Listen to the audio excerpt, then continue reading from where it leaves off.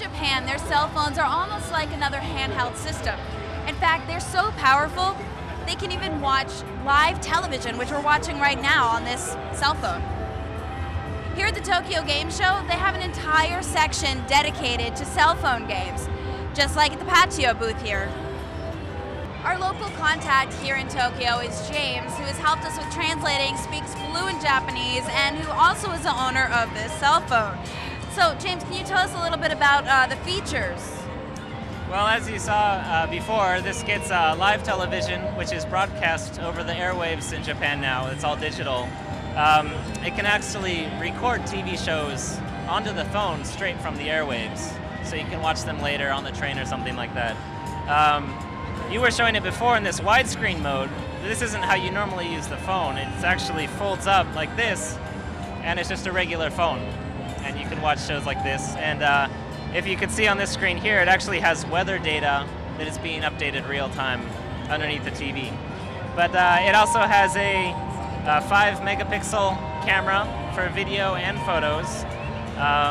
It has a GPS built in with Google Maps, just like on the iPhone. You can see where you are in real time and find your way around. It has Bluetooth and infrared port for sending data to other devices, as well as, of course, 3G connection and GSM. You can use it in other countries as well. What is the storage space? Yeah. I don't remember the exact numbers for the built-in memory. This uses a micro SD card, which I have an 8GB card in here now, which is very cheap. And it has, I think, 100 and some odd megabytes of built-in memory internal as well. What is the cell phone prices like here in Japan? Cell phones are actually, well, they're pretty expensive when they come out brand new.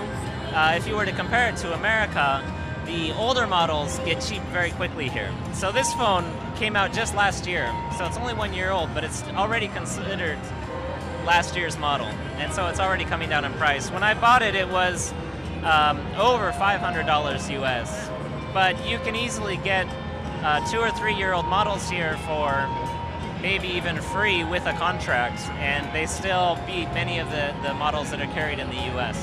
What are the biggest brands here in Japan for cell phones?